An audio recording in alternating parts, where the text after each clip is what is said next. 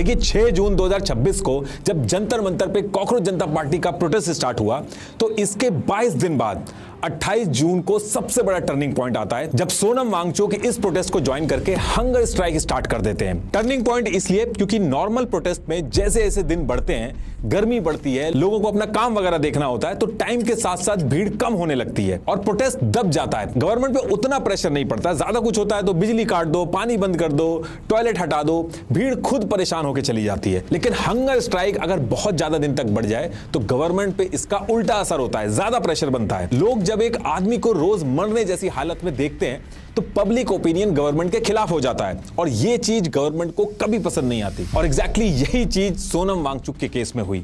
12 जुलाई के बाद जब सोनम वांगचुक की हंगर स्ट्राइक ने 2 वीक क्रॉस किए थे तो बीजेपी गवर्नमेंट के ऊपर लोगों का प्रेशर बढ़ने लगा। गवर्नमेंट के सामने दिक्कत यह थी कि गवर्नमेंट वांगचुक को ऐसी छोड़ नहीं सकती थी।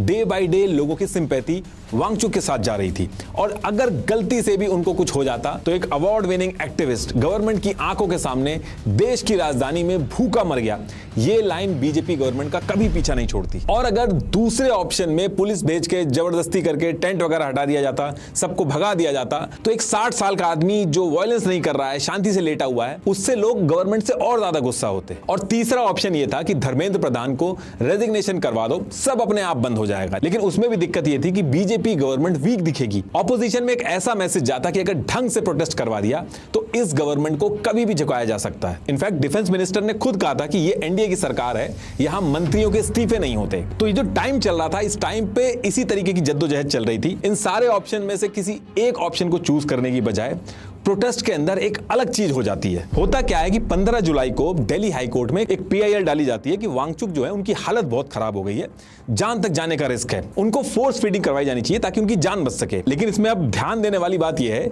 कि ये जो पीआईएल डाली थी, ना तो वांगचुक के किसी दोस्त ने डाली थी, ना फैमिली, ना सीजेपी ने, बल्कि एक प्राइवेट फर्म के एडवोकेट राकेश कुमार सैनी ने डाली, जिनका वांगचुक से दूर दूर तक कोई लेना देना नहीं था। और बस यहीं से सोशल मीडिया पे ट्वीट शुरू हो गए और ये क्लेम होने लगे कि पीआईएल बीजेपी ने करवाई ताकि वांगचुक को हटाने का लीगल रास्ता देखा जाए। लेकिन ऑनलाइन प्रेजेंस जो थी उसमें इनका लिंक बीजेपी से कोई नहीं निकला। तो अब जब ये पीआईएल डली तो इसके अगले दिन 16 जुलाई को कोर्ट ने ऑर्डर दे दिया कि सोनम वांगचुक के केस में मेडिकल इंटरवेंशन की जरूरत है। लेकिन इस ऑर्डर में एक चीज याद रखिएगा कि इस ऑर्डर में कहीं भी फोर्स फीडिंग या वांगचुक को प्रोटेस्ट साइट से हटाने की बात नहीं कही गई थी। लेकिन जब ये ऑर्डर आया तो गोली की स्पीड से काम होना शुरू हो गया। सेम डे आरएमएल, सफदरजंग और लेडी हार्डिंग मेडिकल कॉलेज को सेलेक्ट करके आरएमएल को नोडल हॉस्पिटल बनाया गया और सुबह शाम वांगचुक की हेल्थ की मॉनिटरिंग स्टार्ट हो गई। अब देखिए ये तो वो काम था जो फाइल पे दिख रहा था, लेकिन सेम टाइम पे कुछ चीजें और हो रही थी जो फाइल पे नहीं थी। जब ये सारी चीजें चल रही थी तो इस टाइम पे दिल्ली के पुलिस कमिश्नर थे सतीश गोलचा और इनके नीचे जो डिपार्टमेंट था, ये जो पूरी सिचुएशन चल रही थी इसको लेके कुछ तैयारी कर रहे थे। अब वो तैयारी क्या कर रहे थे ये अभी बाहर नहीं आया, लेकिन तैयारी चल रही थी और इसी से रिलेटेड कुछ डिटेल्स जो थी वो डिपार्टमेंट से लीक हो गई। अब इसके अगले ही दिन 17 जुलाई को यूनियन होम मिनिस्ट्री ने सतीश गोलचा को हटा के उनकी जगह आईबी के स्पेशल डायरेक्टर अनुराग कपूर को दिल्ली पुलिस कमिश्नर बनाया गया। सतीश गोलचा जो थे उनका टेन्योर 2027 तक था। एक कमिश्नर को ऐसे बीच में हटाया जाना ये नॉर्मल चीज नहीं है। इस इंसिडेंट से आप इस पूरी सिचुएशन की इमरजेंसी समझ सकते हो। आम आदमी पार्टी के संजय सिंह ने डायरेक्ट एलिगेशन लगा दिया कि ये सब वांगचुक को अरेस्ट करवाने के लिए किया जा रहा है। अब देखिए 16 जुलाई को कोर्ट का ऑर्डर आया, 17 तारीख को दिन में सतीश गोलचा को हटा के अनुराग कुमार को पुलिस कमिश्नर बनाया गया। मतलब कि कुछ घंटे पहले अनुराग कुमार आईबी में थे। इनकी पूरी जिंदगी इस तरीके के सीक्रेट प्लान बनाने में गुजरी और कमिश्नर बनने के कुछ ही घंटों बाद यानी कि 17 जुलाई को रात को इन्होंने जितने भी न्यू दिल्ली डिस्ट्रिक्ट के स्पेशल कमिश्नर ऑफ पुलिस थे इन सबको एक मीटिंग के लिए बुलाया और इसी मीटिंग में सोनम वांगचुक को जंतर मंतर से उठाने का प्लान बना। अब यहां पे क्वेश्चन ये है कि ये जो प्लान था ये आखिर था क्या। देखिए ये जो प्रोटेस्ट साइट थी वहां पे पुलिस ने हर जगह पे सर्वेलेंस कैमरा लगा रखे थे। बहुत सारे पुलिस वाले सिविल यूनिफॉर्म में प्रोटेस्टर्स के बीच में ही घूम रहे थे। कॉकरोच जनता पार्टी के जितने भी मेंबर थे उन सब का रूटीन फॉलो किया जा रहा था। कब ये खाना खा रहे थे, कब ये सो रहे थे, कहां जा रहे थे, नहाते कहां थे, किस टाइम स्टेज पे कम भीड़ रहती थी, ये सारी चीजें फॉलो हो रही थी। तो ये सारी चीजें जब ये फॉलो कर रहे थे तो इनको पता चला कि मॉर्निंग में 6 बजे का आसपास का जो टाइम होता है इसमें एक छोटी सी विंडो होती है जिसमें सीजेपी के फाउंडर अभिजीत दिपके स्टेज पे नहीं रहते और ये इकलौती ऐसी विंडो थी जिसमें सोनम वांगचुक के आसपास सबसे कम वॉलंटियर्स रहते हैं। तो एज पर इंडिया टुडे मॉर्निंग के इसी स्पेसिफिक टाइम को सेलेक्ट किया गया सोनम वांगचुक को उठाने के लिए, मेडिकल इंटरवेंशन के लिए। अब देखिए यहां से जब टाइम वगैरह सब सेलेक्ट हो गया तो इसके बाद सबसे इंपॉर्टेंट चीज थी इस पूरे ऑपरेशन को सीक्रेट रखना। तो इसके लिए हायर अथॉरिटी जो थी इन्होंने क्या किया कि सेम टाइम पे यानी कि 17 जुलाई को रात को 11 बजे न्यू दिल्ली डिस्ट्रिक्ट के जितने भी एसएचओस थे उनके पास एक मैसेज भेजा कि 20 तारीख से पार्लियामेंट का सेशन शुरू हो रहा है। तो इसके लिए आप सब लोग अपने साथ 10-10 पुलिस वाले लेके मॉर्निंग में 3 बजे पार्लियामेंट स्ट्रीट थाना जो है वहां पे पहुंच जाना। और जब ये मैसेज डाला गया 11 बजे के करीब ये मैसेज डाला गया था, इन्हीं सब के बीच में 1 घंटे बाद 12:03 पे प्रोटेस्ट साइट से सोनम वांगचुक ने भी एक वीडियो अपलोड कर दी जिसमें उन्होंने कहा कि 20 जुलाई को सब लोगों को इकट्ठा होकर पार्लियामेंट की तरफ मार्च करना है। तो अब इसके कुछ ही देर बाद 3 बजने वाले थे और जैसे ही मॉर्निंग में 3 बजते तो उस समय 18 जुलाई हो चुकी थी। सारे एसएचओज अपने साथ 10-10 पुलिस वाले लेके जैसा डिसाइड हुआ था पार्लियामेंट स्ट्रीट थाने पे इकट्ठा हो जाते हैं। इन सब में से किसी को अभी तक ये नहीं पता था कि इन लोगों को ही वांगचुक को प्रोटेस्ट साइट से उठाना है। तो इसके बाद यहीं से इन सबको मंदिर मार्ग थाने पे ले जाया गया और फिर वहां पहुंचने के बाद न्यू दिल्ली डिस्ट्रिक्ट के डीसीपी सचिन शर्मा ने इन लोगों को पहली बार पूरे ऑपरेशन के बारे में बताया कि यहाँ पे कोई पार्लियामेंट की ड्रिल वगैरह नहीं होनी है। सोनम वांगचुक की तबीयत खराब है, उसकी वजह से प्रोटेस्ट साइट पे जाना है, वहां से उनको उठा के हॉस्पिटल ले जाना है और इस पूरे ऑपरेशन को 30 सेकंड के अंदर करना है, उससे ज्यादा नहीं लगना चाहिए। और इसको इस तरीके से करना है कि कोई भी यूट्यूबर या इन्फ्लुएंसर फोटोग्राफ वगैरह ना ले पाए। इस पूरे ऑपरेशन को मिलिट्री स्टाइल लेयर्ड ऑपरेशन की तरह डिजाइन किया गया। एज पर इंडिया टुडे इसमें इन्होंने 3 लेयर बनाई। सबसे अंदर वाली जो लेयर थी उसमें 30 से 35 स्पेशल स्टाफ और लोकल पुलिस थी। इन लोगों को वर्दी की जगह ऐसे कपड़े पहनने थे कि जिससे ये डॉक्टर लगे। इन लोगों को वहां पे जाके एक व्हाइट चादर से वॉल बनानी थी ताकि कोई भी फोटो ना ले सके और उस वॉल के अंदर ही पूरा का पूरा ऑपरेशन कंप्लीट करना था। और फिर वांगचुक को एम्बुलेंस में बैठा के ले जाना था। कौन वांगचुक को उठाएगा, कौन व्हाइट चादर से वॉल बनाएगा, कौन स्टेज पे होगा, कौन एम्बुलेंस के पास होगा, सबका काम फिक्स था। इसके बाद जो दूसरी लेयर थी उसमें सीआरपीएफ और आरएएफ की टीम थी। इनका टास्क था अगर बैरिकेड एरिया के बाहर प्रोटेस्टर्स कुछ हरकत करने लगे तो उसको कंट्रोल करना। और तीसरी लेयर में सीनियर ऑफिसर थे जिनको एम्बुलेंस और पुलिस वैन के कंट्रोल पॉइंट पे खड़े होकर अगर कुछ गड़बड़ होती है तो वहीं से कमांड देना। और इसके बाद एग्जिट प्लान भी था। ट्रैफिक पुलिस को भी इंस्ट्रक्शन दे दिए गए थे कि प्रोटेस्ट साइट से लेकर सफदरजंग हॉस्पिटल तक जब तक ऑपरेशन चलेगा पूरा रूट क्लियर रहेगा, उस टाइम पे ट्रैफिक नहीं रहेगा, कोई रेड लाइट नहीं रहेगी। तो ये सारी चीजें डिसाइड होने के बाद जो अगले 1-2 घंटे थे ये लोग पूरे प्लान की मॉक ड्रिल करते हैं और फिर 5 बजे deputy commissioner of police new Delhi ये फाइनल ब्रीफिंग देते हैं। और ये ब्रीफिंग देने के बाद एम्बुलेंस और फोन जैमर और पूरी टीम धीरे धीरे करके प्रोटेस्ट साइट पे पहुंचने लगती है। और फिर प्रोटेस्ट साइट पे पहुंच के ये लोग अभिजीत दिपके का प्रोटेस्ट साइट से उठ के जाने का वेट करते हैं। इसके साथ साथ एक और सीनियर थी जो प्रोटेस्ट साइट पे कैमरास लगे थे, उनसे ये सारी चीजें लाइव देख रही थी। अब जब ये सारे लोग वेट कर रहे थे मॉर्निंग में तो 6:30 पे अभिजीत दिपके स्टेज से उठते हैं और थोड़ी दूर पे ही झंडेवालान में एनसीपी स्पोक्स पर्सन अनीश के घर की तरफ निकल जाते हैं। अभिजीत दिपके के निकलते ही पूरे एरिया में फोन जैमर से मोबाइल इंटरनेट वगैरह बंद कर दिया जाता है और फिर स्पेशल स्टाफ और लोकल पुलिस की एक टीम स्टेज की तरफ पहुंचती है और सेम टाइम पे दूसरी टीम दिपके जिस घर में गए थे वहां पे जाके दिपके को हाउस अरेस्ट कर लेती है। अब देखिए जो पूरी टीम सिविल ड्रेस में स्टेज पे चढ़ी तो शुरू में तो लोगों ने सोचा कि ये लोग रेगुलर हेल्थ चेकअप के लिए आए होंगे, लेकिन फिर ये लोग स्टेज पे चढ़ने के बाद व्हाइट चद्दर से वॉल बना के वांगचुक को उठाना स्टार्ट करते हैं। तो उस टाइम पे लोग रेजिस्ट करना स्टार्ट करते हैं। कुछ लोग मोबाइल से वीडियो बनाने की भी कोशिश करते हैं तो उनके मोबाइल छीन लिए जाते हैं। वहां पे जो लोग थे उन्होंने बाद में बताया कि वहां पे झड़प भी हुई, उनको मारा भी गया। ये इमेज में देखिए आप, ये इधर ये व्हाइट चद्दर से इन्होंने वॉल बनाई है, ये इस साइड एम्बुलेंस वेट कर रही है और इधर ये कुछ डॉक्टर के कपड़ों में घूम रहे हैं। प्लान ये था कि पूरा ऑपरेशन 30 सेकंड में होगा, लेकिन 30 सेकंड की जगह 2 मिनट से ज्यादा लग गए इस ऑपरेशन में।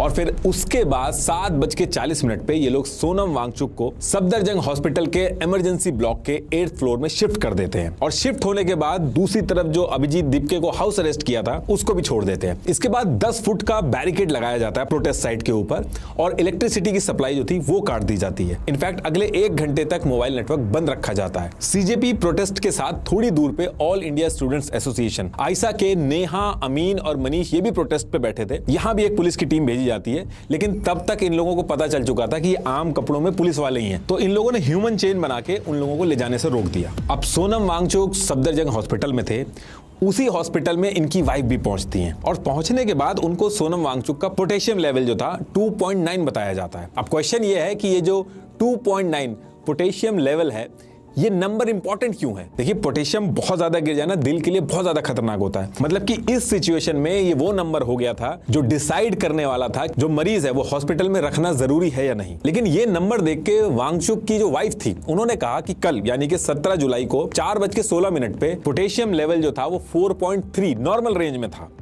और इतने कम टाइम में अगले ही दिन 2.9 कैसे हो सकता है? इन्होंने इंडिपेंडेंट लैब से टेस्ट करवाया, अगले दिन इसका लेवल 3.5 आया, नॉर्मल रेंज में था। तो 3 दिन में अलग अलग 3 टेस्ट हुए, एक दिन 4.3 आया, एक दिन 2.9 आया और एक दिन 3.5 आया। सिर्फ जिस दिन पुलिस ने वांगचुक को उठाया था उसी दिन इतना ज्यादा कैसे गिर गया? लेकिन वांगचुक की वाइफ ने कहा कि आगे चल के ये नंबर रिपोर्ट में से हटा दिया गया और उसकी जगह लिख दिया गया decrease potassium level. As per the federal court order में daily health monitoring at the site की बात नहीं हुई थी। वांगचुक को हॉस्पिटल शिफ्ट करने के लिए नहीं बोला गया था। वाइफ ने कहा कि पुलिस ने जिस कोर्ट ऑर्डर के बेसिस पे वांगचुक को उठाया है उस ऑर्डर में वो एक्शन ही नहीं लिखा हुआ है। वांगचुक की वाइफ का यही लीगल आर्गुमेंट भी था कि सिर्फ मेडिकल मॉनिटरिंग अलाउ की गई है, हॉस्पिटल के अंदर ऐसे बिना मर्जी के उठा के ले जाना नहीं लिखा गया, तो ये इलीगल है। तो अब ये जो मैं बता रहा हूं ये तो हुआ पुलिस का मेडिकल इंटरवेंशन, लेकिन इस मेडिकल इंटरवेंशन के बाद रिएक्शन और ज्यादा खराब हो गया। ये लग रहा था कि सोनम वांगचुक को प्रोटेस्ट साइट से हटाने के बाद मामला शांत हो जाएगा,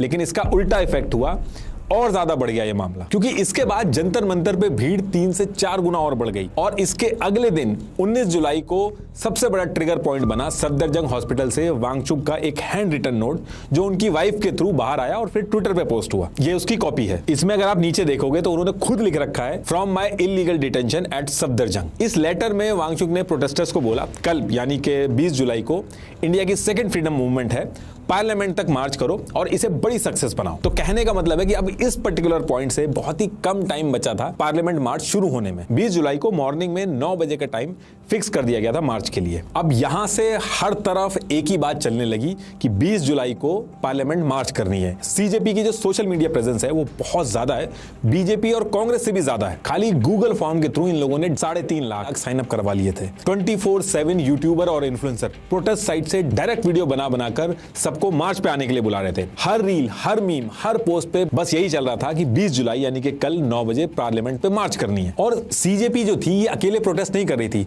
students federation of India, all India students association, all India students federation, ये भी इनके साथ मिलकर प्रोटेस्ट कर रहे थे। जब वांगचुक हंगर स्ट्राइक पे थे तो ऑल इंडिया स्टूडेंट्स के 6 और स्टूडेंट भी स्ट्राइक पे थे। और इन लोगों की सबसे बड़ी पावर थी इनका कैंपस नेटवर्क, ये बहुत स्ट्रांग था। डीयू, जेएनयू, जामिया, हर कैंपस में इनके यूनिट, इनके लीडर, व्हाट्सएप ग्रुप, स्टूडेंट्स को मोबिलाइज करने का रेडीमेड स्ट्रक्चर इनके पास पहले से ही था। तो इन्होंने भी अपनी सारी मशीनरी यूज करके स्टूडेंट्स को पार्लियामेंट मार्च में पहुंचने के लिए कहा। इसके साथ 23 लाख लोगों ने नीट का एग्जाम दिया था। 23 लाख बच्चे मतलब 23 लाख परिवार, 1 करोड़ से ज्यादा लोग थे। इसका आधा % भी बहुत होता है। इंडिया के अलग अलग स्टेट से ये लोग भी दिल्ली की तरफ मार्च करने पहुंचने लगे। और इसके साथ साथ ऑपोजिशन पार्टी जितनी थी, इन लोगों का खुद का कैडर बहुत बड़ा है, इन लोगों की खुद की स्टूडेंट विंग्स है, तो इन्होंने इनको भी बुला लिया। प्रोटेस्ट अभी अगले दिन होना था, लेकिन 19 जुलाई की रात से ही भीड़ बहुत ज्यादा बढ़ गई। टाइम्स मैगजीन ने कहा 20,000 प्रोटेस्टर थे, द कैरावन ने कहा 50,000 थे। अब एक्चुअल कितने थे ये तो नहीं पता था, लेकिन इतनी छोटी सी जगह में ये बहुत बड़ा नंबर हो गया था। अब मार्च तो अगले दिन होना था, लेकिन 19 जुलाई को ही जब इस तरीके से भीड़ बढ़ने लगी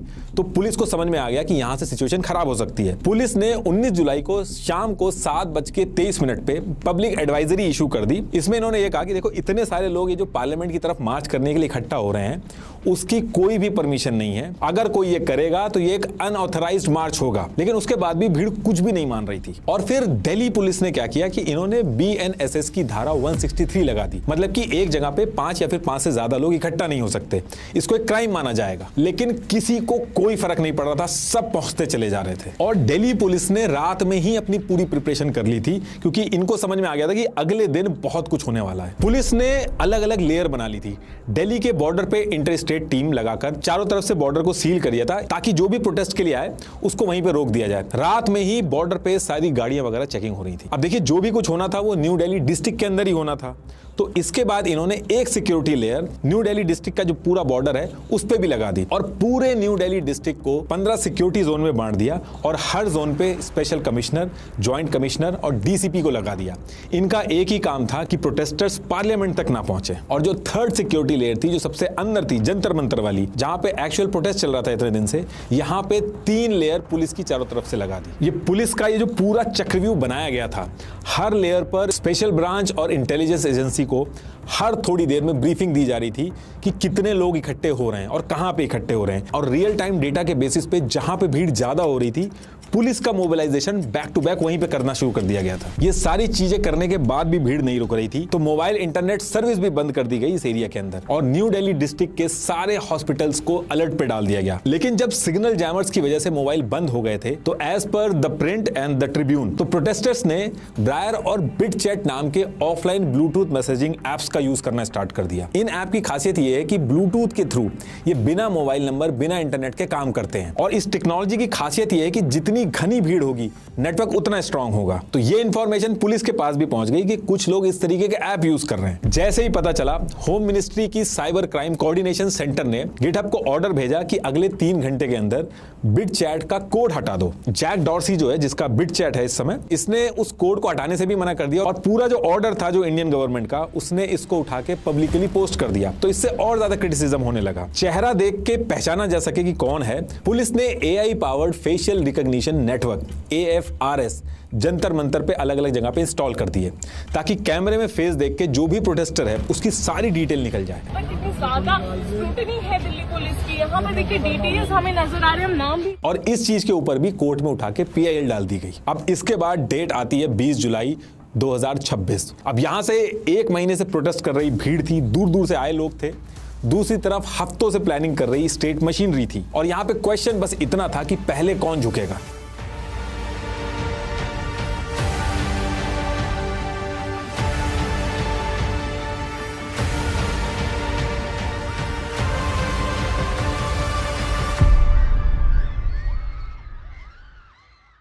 अब इसी टाइम पे जंतर मंतर पे एक पत्थरों से भरा हुआ ट्रक खड़ा हुआ मिलता है। अब दिल्ली के बीचों बीच हर तरफ जहां पे पुलिस की बैरिकेडिंग लगी हुई है, पत्थरों के साथ ये ट्रक पहुंचा कैसे? इस पे सीजेपी ने एलिगेशन लगाए कि पत्थरबाजी के केस में फंसाने के लिए पुलिस ने ये किया है। ये जो ट्रक था, इसका नंबर था HR63E6865। जब इसकी इंक्वायरी की गई तो पता चला कि ये ट्रक 4 दिन पहले 16 जुलाई को एक केस के अंदर दिल्ली पुलिस ने सीज किया था। ये उस FIR की कॉपी है। और सीज करने के बाद इस ट्रक को पार्लियामेंट स्ट्रीट थाना जो था वहां पे पहुंचा दिया गया था। तो अब यहाँ पे क्वेश्चन ये है कि जो पुलिस का ट्रक जो कि सीज हो चुका था, वो वहां तक पहुंचा कैसे? प्रोटेस्टर्स जो थे, उनका प्लान ये था कि 9 बजे ये सारे लोग जंतर मंतर पे इकट्ठा होंगे और फिर वहां से ये लोग प्रेसिडेंट द्रौपदी मुर्मू जी के नाम एक लेटर लिख के पार्लियामेंट के गेट नंबर 38 तक जाएंगे और ये लेटर प्रेसिडेंट को देके वापस आएंगे। तो सारी चीजें सेट थी।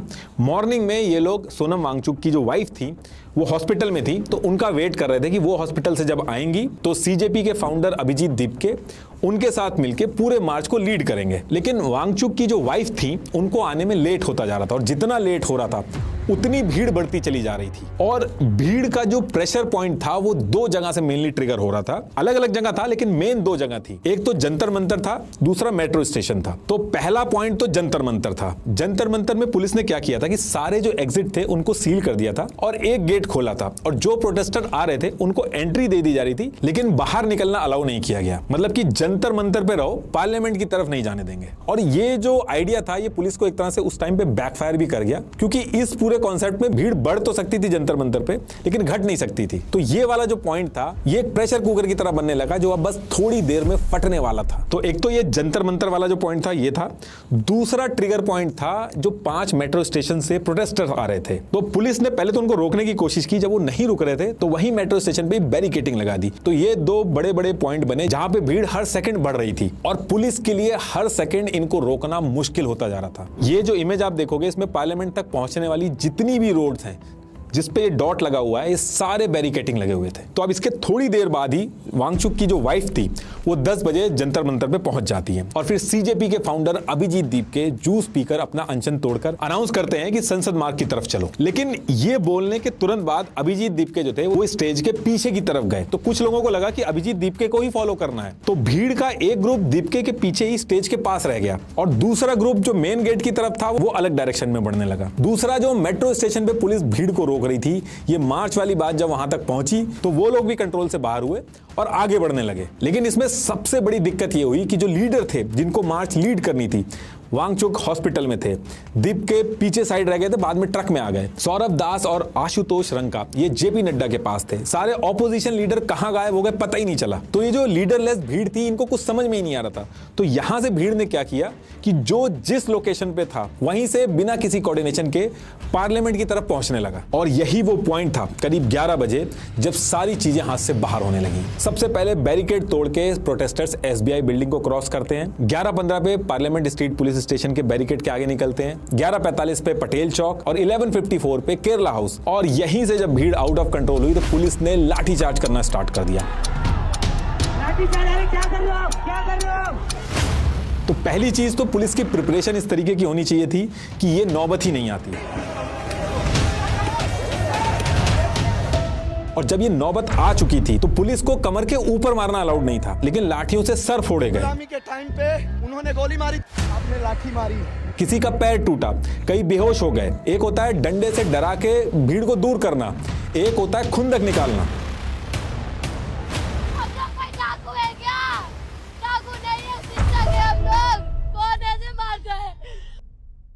बैठे हुए प्रोटेस्टर्स के बीच में ही टीयर गैस के गोले छोड़ दिए।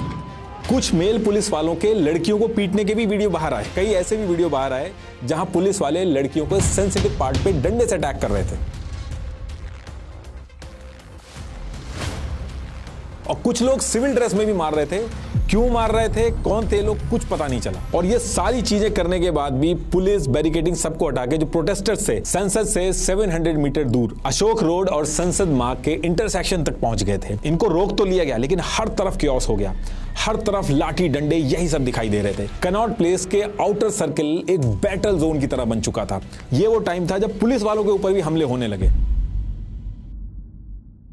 पुलिस ने कहा कि पैलेट गन जो थी वो नहीं चलाई, लेकिन दिल्ली पुलिस का अपना रजिस्टर होता है जिसमें पुलिस अपने ही ऑपरेशन की डिटेल्स लिखती है। जनरल डायरी बोलते हैं उसको। As per Times of India Parliament Street थाने की जनरल डायरी में लिखा था 55 round non electrical shell, 15 round electrical shell, 5 tear gas grenade और 2 राउंड एंटी राइट गन और plastic pellet. As per Times of India ये सारी चीजें डीसीपी रैंक ऑफिसर के ऑर्डर पे की गई। अब देखिए, इस प्रोटेस्ट के अंदर बाहर के एलिमेंट थे या ऑपोजिशन के लोग थे, ये बहस चलती रहेगी। लेकिन एक बात से हर कोई एग्री कर रहा है कि इस प्रोटेस्ट में वो स्टूडेंट्स और यूथ भी थे जिनके जेन्युइन इशू थे। एक गरीब आदमी के लिए इस एग्जाम के अलावा और कोई रास्ता नहीं है गरीबी से बाहर निकलने का। लेकिन इसमें भी अमीर लोग अपने पैसे और अपने बड़े कनेक्शन का यूज करके पेपर खरीद लेते हैं। पेपर लीक करा के ये लोग गरीबों का हक मारते हैं। पेपर लीक सिर्फ एक बार नहीं हुआ है, बार बार पेपर लीक हो रहे हैं। पिछले 1.5 साल से मैं खुद इन मुद्दों के ऊपर वीडियो, ट्वीट, शॉर्ट्स, रील सब बना चुका हूं। यूपीएससी का एग्जाम लीक नहीं होता, मतलब एक मैकेनिज्म तो है देश के पास जिससे पेपर लीक रोका जा सकता है। तो फिर ये नीट, एसएससी,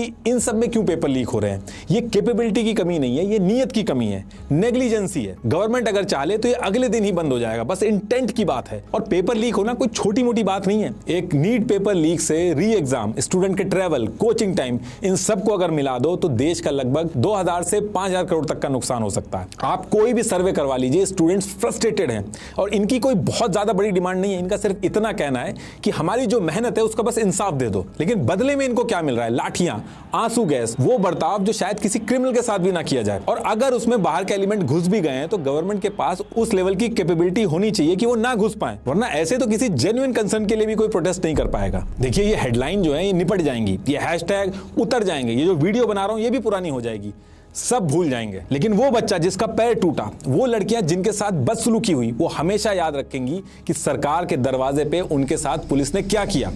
वो पुलिस जिसका काम था उनको प्रोटेक्ट करना।